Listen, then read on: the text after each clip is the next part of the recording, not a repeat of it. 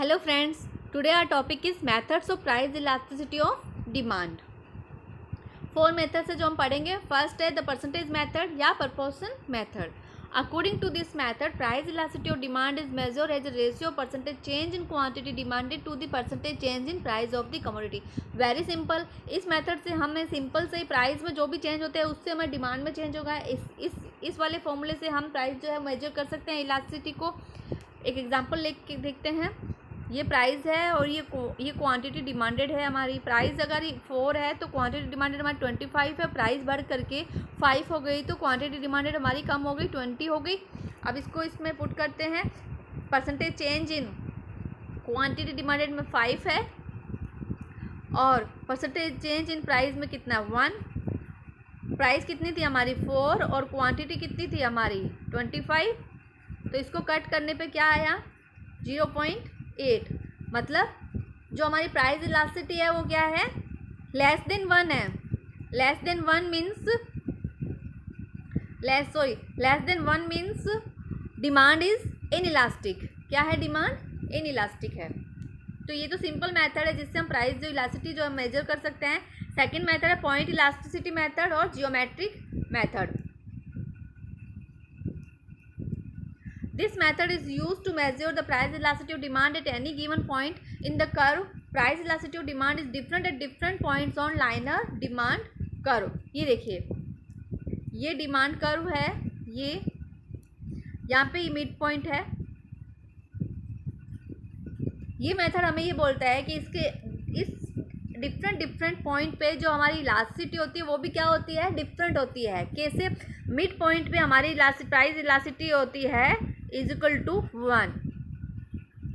अब जैसे भी हम मिड पॉइंट से नीचे जाते हैं तो हमारी इलास्टिसिटी क्या होती है लेस देन 1 कम होती जाती है. और मिड पॉइंट से ऊपर जाते हैं तो हमारी इलास्टिसिटी क्या होती है मोर देन 1 होती रहती है. अब यहाँ पे हमने जैसे कि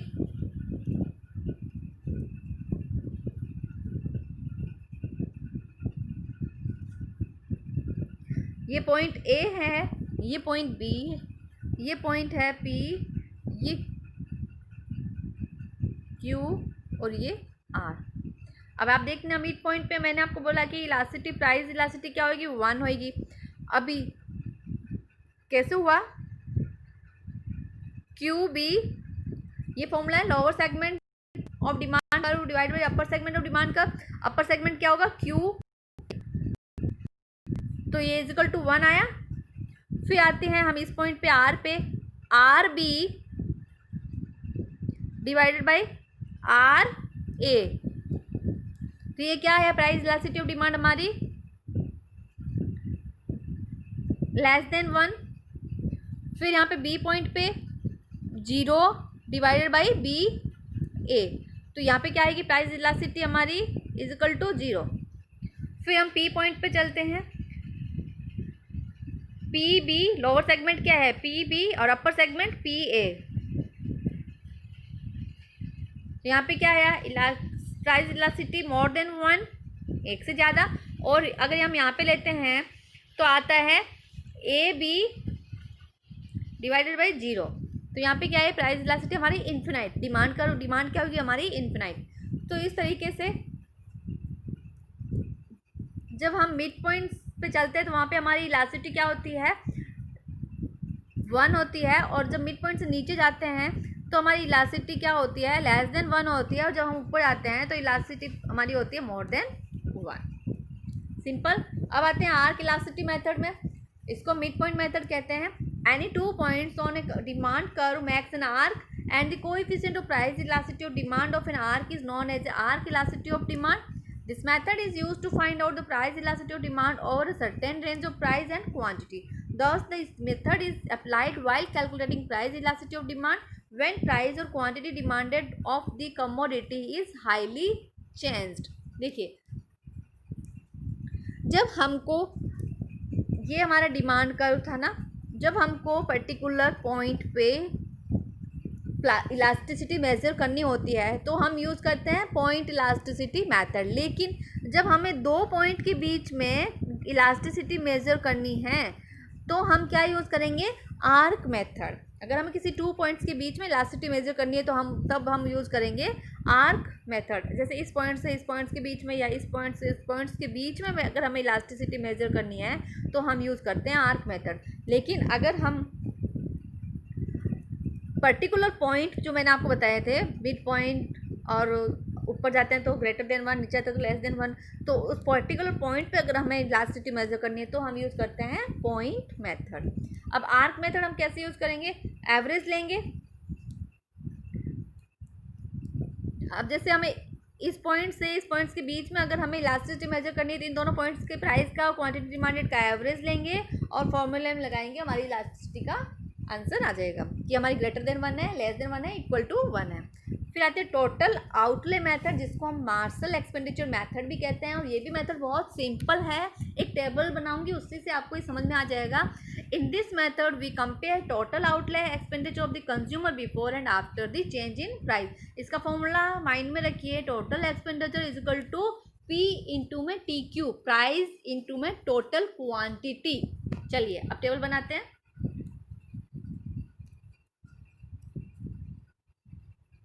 ये हमारी है प्राइस, ये हमारी है टोटल क्वांटिटी, इन दोनों का मल्टीप्लाई टोटल एक्सपेंडिचर होता है P इंटू में TQ, और ये हमारी आ जाएगी इलास्टिसिटी।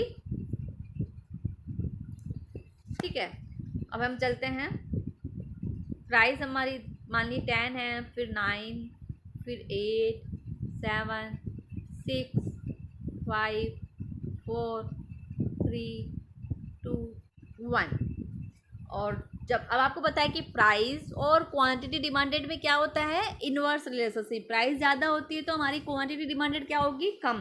तो 10 है तो यहाँ पे क्या होगा 1, 9 है तो 2, 3, 4, 5, 6, 7, 8, 9, 10। अब इनका मल्टीप्लाई करें, यहाँ पे आया 10, 18, 24, 28, 30, then 30, फिर 28, फिर 24, 18 एंड देन 10। अब आपने एक चीज नोट की, यहाँ पे क्या हो रही है, प्राइस जो हमारा टोटल एक्सपेंडिचर है वो क्या हो रहा है, इंक्रीज हो रहे हैं। यहाँ पे क्या हो रहा है, कांस्टेंट है, और यहाँ पे क्या हो रहा है, कम हो रहे हैं। तो इट मीन्स यहाँ पे क्या है, इलास्टिसिटी, प्राइस इलास्टिसिटी जो है वो क्या है, ग्रेटर देन 1, यहाँ पे इक्वल टू 1, और यहाँ पे लेस देन 1 है। आई होप कि आपको समझ में आया होगा। 4 मेथड्स हमने अभी आज प्राइस इलास्टिसिटी ऑफ डिमांड के पढ़े हैं। Thank you.